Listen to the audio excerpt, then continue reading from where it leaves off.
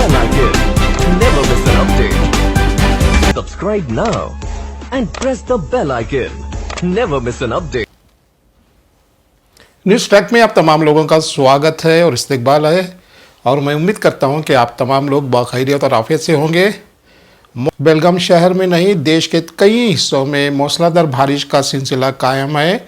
यहां तक कि वेस्ट इंडीज़ और श्रीलंका में भी मूसलाधार बारिश हो रही है, जिसकी वजह से वहां पे खेले जाने वाले 2 टेस्ट, श्रीलंका वर्सेस पाकिस्तान और इंडिया वर्सेस वेस्ट इंडीज़ का टूर भी रद्द हो चुका है। ये तमाम तफसीलात आपको स्पोर्ट्स टॉक में मिलेंगी, लेकिन हम बात कर रहे हैं बेलगाम शहर में, जहां पे बारिश का असर कई इलाकों में हो चुका है। लेकिन हम इस बुलेटिन में इस बात का जिक्र करेंगे कि बेलगाम शहर के अतराफ और अकनाफ में बारिश से असरअंदाज होने वाले वो नशबी यानी लो लाइंग एरियाज़ और इलाकों का जिक्र करेंगे जहां पे बारिश की वजह से सड़कों का बेहाल हो गया है। इसका जिक्र हमने पहले बुलेटिन में कर चुके हैं, लेकिन ऐसे कई इलाके हैं जहां पे नक्काशी यानी ड्रेनेज का सिस्टम नहीं है, जिसकी वजह से अवाम को बेइंतहा परेशानी हो रही है। हालत इस वक्त बहुत ही ख़राब है, जहां पे लगातार बारिश होने की वजह से आज स्कूल्स और पीयूसी कॉलेजेस को छुट्टी दी गई है और वहां पे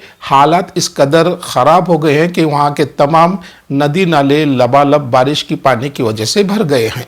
अभी अभी मिलने वाले खबरों के मुताबिक खानापुर के एक खेत में एक किसान फसल बो रहा था, लेकिन अचानक उसका ट्रैक्टर पलट गया, जिसकी वजह से किसान की जगह पे मौत हो गई, जिसकी वजह से खानापुर के तमाम लोग वहां करीब जमा हो गए हैं और खानापुर के एमएलए भी उस मुकाम पे पहुंच गए हैं और पुलिस को इत्तला दे दी गई है। अब पुलिस आगे की कार्रवाई कर रही है।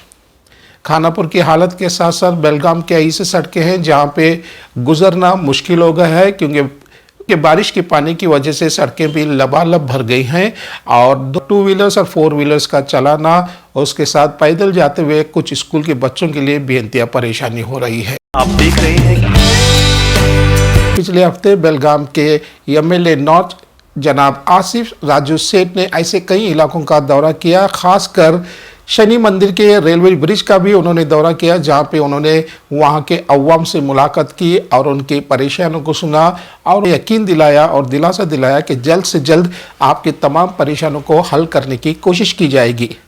शनि मंदिर और रेलवे ओवर ब्रिज के पास जो काम किया गया था वो 6 से 7 साल पुराना था। कर्नाटक में एक नई हुकूमत है और नई हुकूमत इस बात की कोशिश करेगी कि वो अपने अवाम को ज़्यादा से ज़्यादा सहूलतें फराहम करे। हाल ही में बेलगाम के मेयर शोभा सोमानाचे और उनके नायब रेशमा परवीन पाटिल ने कि ऐसे कई इलाकों का दौरा किया जहां पे बारिश के पानी की वजह से वहां के अवाम के लिए बेइंतहा परेशानी हो रही थी और उन्होंने उन तमाम अवाम से भी मुखातिब करते हुए कहा कि और बारिश की वजह से जितने भी परेशानियों का आप सामना कर रहे हैं उसको हम जल्द से जल्द हल करने की कोशिश करेंगे।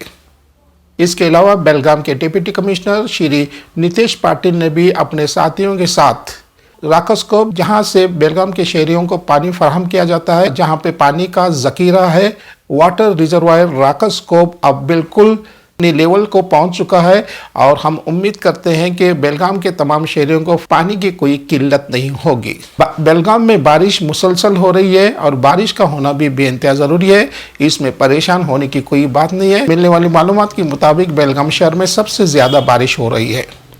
ये थी बारिश की खबरें। आप देख रहे हैं अब चलते हैं दूसरी खबरों की तरफ। दूसरी खबरों में मणिपुर सबसे अहम है, जहां पे 80 दिन से मणिपुर एक दहकती आग में तब्दील हो गया है, जहां पे खवातीन के साथ बहुत ही बुरा सलूक किया जा रहा है और उनको ऐसी हालत में परेड किया जा रहा है, इसकी वजह से पूरी इंसानियत शर्मसार हो रही है। लेकिन इसका असर हमारी हालिया हुकूमत पे कुछ नहीं कर रहा। हमारे साहब दौरे पे दौरे कर रहे हैं, फ्रांस जा रहे हैं, अबू धाबी जा रहे हैं, इजिप्ट का भी दौरा कर रहे हैं, लेकिन उन्होंने मणिपुर के बारे में कभी अपने ख्यालात का इजहार नहीं किया, जिसकी वजह से भारत की तमाम अवाम साहब से बेइंतहा नाराज है। हाँ, मणिपुर के हालात का जिक्र भारत के हर शहरी पे है और इसका जिक्र तमाम गैर मुमालिक के पार्लियामेंट्स में भी हो रहा है। इस पार्लियामेंट में मणिपुर का जिक्र किया जा रहा है, जहां पे अब तक 160 लोगों की मौत हो गई है। मरने वालों की तादाद इससे ज्यादा है, जहां पे आगजनी, लूटमार, कत्ल व गारत का सिलसिला जारी है और इज्तिमाई इज़्मतदारी अपने उरूज पर है। तशद्दुद में वो शख्स भी मौजूद है जो भारत की सरहदों की हिफाजत किया करता था, जो भारत की इज्जत और आन बान के लिए अपनी जान कुर्बान करने के लिए हमेशा तैयार रहता था, जो भारत को दुश्मनों की हर चाल से बचाने की पूरी कोशिश करता था और अपनी जिंदगी और जान दांव पे लगाने के लिए वो हमेशा तैयार रहता था। लेकिन अफसोस की बात यह है कि फौजी वो अपनी बीवी की इज्जत को बचा ना सका। मैंने देश को बचाया है लेकिन मैं अपनी बीवी को नहीं बचा सका। मैंने भारत के लिए बॉर्डर पर जाकर पाकिस्तान से युद्ध लड़ा है। 1999 करगिल युद्ध में मैंने अपनी जान को दांव पर लगाया, अपने देश को महफूज रखा, लेकिन मुझे अफसोस है कि मैं अपनी पत्नी और अपने मणिपुर को नहीं बचा सका। मुझे अफसोस है कि मैंने देश की इज्जत बचाई लेकिन अपनी पत्नी की इज्जत नहीं बचा सका। मणिपुर में जिन 3 महिलाओं को निर्वस्त्र किया गया था, आपको जानकर हैरानी होगी कि उनमें से एक पीड़िता का पति जो है वो भारतीय फौज में रहा है। असम राइफल्स में उसने अपनी सेवाएं दी हैं, सूबेदार रहा है और 1999 के करगिल युद्ध में उसने अपनी जान की बाजी लगाकर देश के दुश्मनों के खिलाफ युद्ध लड़ा था, वो जो भारत की सरजमीन को खून से रक्त रंजित करने आए थे। लेकिन वही फौजी अब यह कह रहा है कि मुझे अफसोस है कि मैं देश की इज्जत तो बचा पाया लेकिन अपनी पत्नी की इज्जत नहीं बचा पाया। नफरत होने लगी है मुझे खुद अपने आप से। मणिपुर में महिलाओं को निर्वस्त्र करने के मामले में फिलहाल 5 गिरफ्तारियां हो गई हैं। गिरफ्तारियां बढ़ रही हैं, लेकिन सवाल यह है कि इंतजार क्यों किया गया। और ये जो बात फौजी ने कही है, क्या इस सदमे से हम और आप उतर पाएंगे? आप ये सोच सकते हैं और अंदाजा लगा सकते हैं मणिपुर में इस वक्त हालात क्या होंगे। लेकिन तमाम हालात को देखने के बाद हमारी हालिया हुकूमत मणिपुर के बारे में कुछ कहना नहीं चाहती और गोदी मीडिया को जो कहा जाता है गोदी मीडिया वही कहती है। लेकिन गोदी मीडिया भी मणिपुर के बारे में ऐसा कोई डिबेट करना नहीं चाहती, क्योंकि उन्हें ये इतला दी जाती है और उन्हें इंस्ट्रक्शंस दी जाते हैं कि आप न्यूज़ में वही बताएं जो हम कहते हैं। कि अब गोदी मीडिया के पास एक नया सब्जेक्ट है, नया मौजू है, नया विषय है और वो विषय है सीमा हैदर पाकिस्तान से भारत किस तरह से पहुंची और सीमा हैदर के तमाम हरकत और सकनात पे वो नज़र रखी हुई है। और गोदी मीडिया ऐसी बातें बता रहे हैं कि सीमा हैदर के वालिदैन को ये बात पता नहीं थी कि सीमा हैदर आखिर है क्या। और गोदी मीडिया के पास सीमा हैदर के मुतालिक ऐसी बातें हैं कि सीमा हैदर के वालिदैन को भी ये बातें नहीं मालूम, लेकिन गोदी मीडिया को सीमा हैदर के बारे में तमाम बातें मालूम है।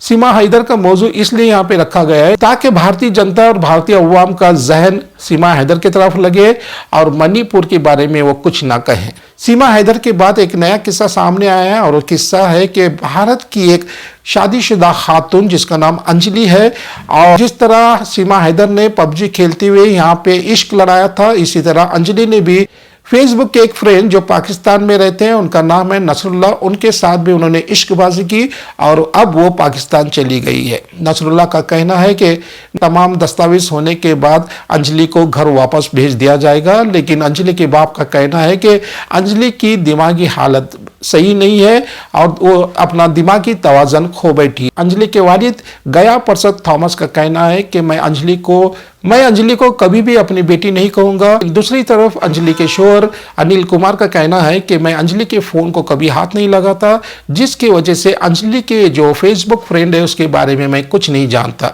लेकिन सीमा हैदर और अंजलि के किस्से तो हर रोज़ के किस्से हैं, लेकिन सबसे ज़्यादा भारत की अवाम को, भारत की जनता को जो एक बात सता रही है वो है जलता हुआ मणिपुर। और भारतीय हुकूमत का ये फ़र्ज़ है, जहाँ पे एक gold medallist wrestler Mary Kom भी इसी जगह की रहने वाली है, लेकिन भारत की तमाम जनता को इस बात की फिक्र हो रही है कि कब हमारी हुकूमत मणिपुर की इस जलती हुई आग को ठंडा करेगी।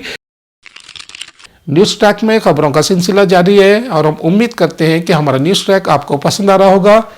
तब तक के लिए खुदा हाफिज़।